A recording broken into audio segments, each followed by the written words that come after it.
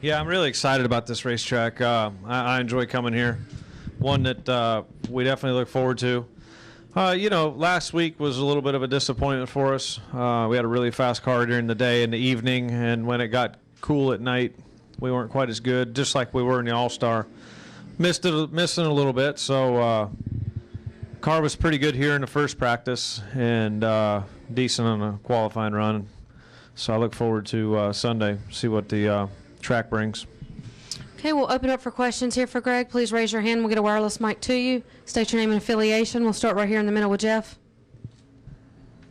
Hey, Greg, Jeff of RacingToday.com. There's been a lot of talk about lack of cautions and lack of spins this season. When you strap into your number 16 Ford, do you feel an obligation to entertain the race fans? No. My obligation when I strap into that thing is to win. And to kind of contradict myself, we want to put on a good show. We want to race each other hard, and we do. But you can't make it up. You can't say, well, I'm going to, try and race this guy side by side and, for so many laps or something. Our goal is just to race hard, get to the front, get the highest finish we can, we want to win, get by the cars, but we know that it's an entertainment sport, and there's not anything that there's nothing in our control that we can do about that part of it. Okay, we'll take our next question right here from Reed, then go back to Bob. Reed Spencer with NASCAR Wire Service. Greg, speaking of hard racing, you and Casey traded the lead, I think, 5 straight laps after the three-quarter marks of the 600 last week. Did you feel any difference at all with the new aero? Because it seemed like in the past, maybe the guy who got out front could run away in clean air, and you guys kept battling back and forth, and neither one of you seemed to be able to get a decisive advantage before that debris caution came out. Yeah, that's that's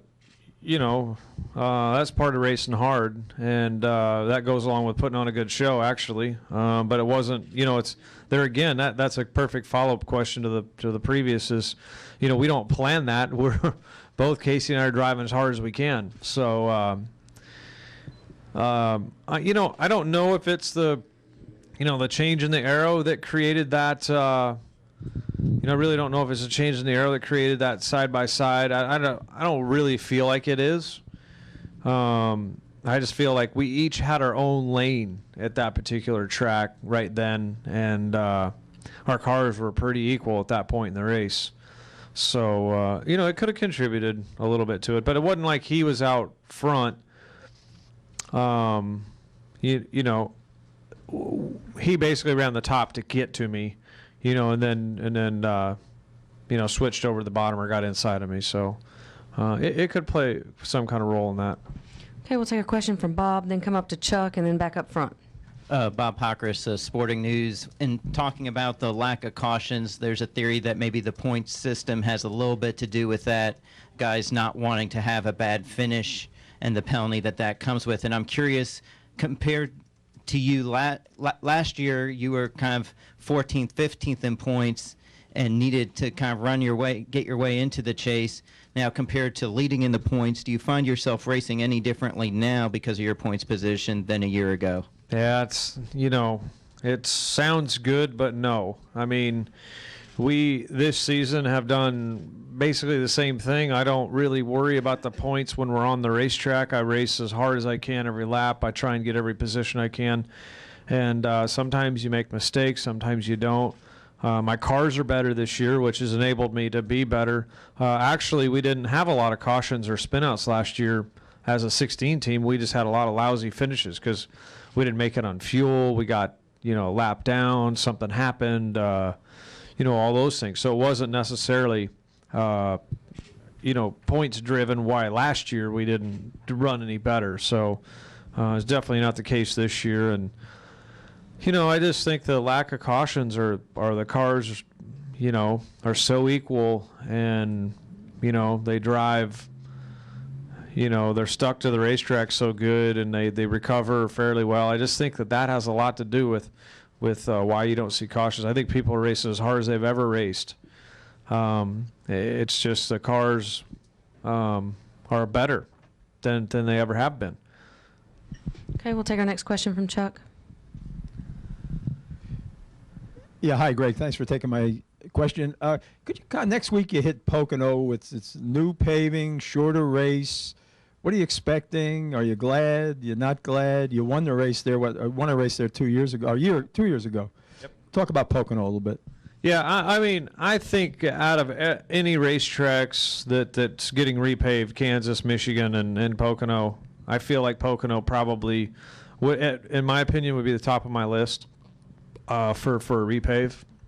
So I'm excited about that. And I think the race being a little bit shorter to 400 miles, I think that's going to create some excitement with the fans. I think it's going to be a little better race, maybe not so drawn out, a little more urgency to go, and different strategy. So I think, and what do I know what to expect or what I'm thinking? I'm nervous as can be going into next week because I have no idea what to expect. We got a day and a half of practice, which is good, but I have no idea what the track's going to be like, how fast it's going to be, how different it's going to drive through the corners. So I'm pretty anxious to get there and get on the track. Go ahead with your question. Andrew Koch, WGMD Radio, Rehoboth Beach. Obviously, you expressed your disappointment because you dominated for much of the race last week in Charlotte.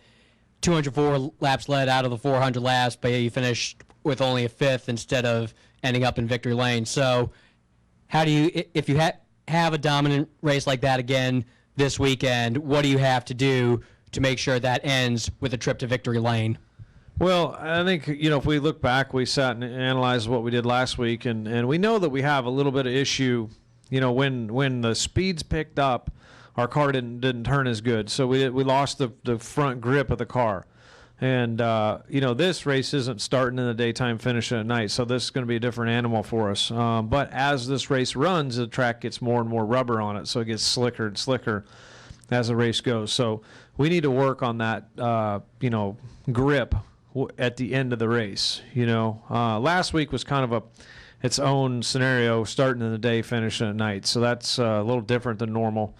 But, in the All-Star race was kind of the same for us. We weren't that great in the All-Star race. We were pretty good in an All-Star practice and qualifying, but in the race we were just off a little bit, and so were we at night.